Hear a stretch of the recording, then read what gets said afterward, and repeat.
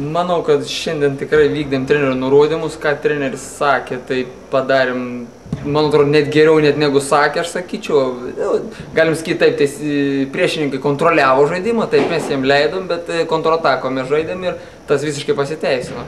Ir, kaip sakiau, trenerio nurodymus labai vykdėm. Gynybų, ypač saugų linijai, akcentavo, kad gynyba, saugai turi, kaip sako, irgi gintis, ne vien tik pulti, pati didžiausia priežastis turbūt, kodėl. Kaip pats vertini savo žaidimą? Pelnė įvartį, rezultatyvus perdavimas? Tai tik draugiškas varžybos, čia dar viskas prieš akį. Aišku, visada malonu įvartį muš, kad ir kur bežaistum, kokios varžybos būtų, ar draugiškas, ar dar kažkokios. Bet dar viskas prieš akis, manau, mūsų komandai, o čia tik formalumai, kas įmušo nėra skirtumo. Marijampolės Sūduva šiais metais jau prieš sezoną atėjus Virginijui Liupšiui, kai kuriems žaidėjams jau praktiškai tituluojama čempionais. Kaip pasirodė šiandien ši komanda?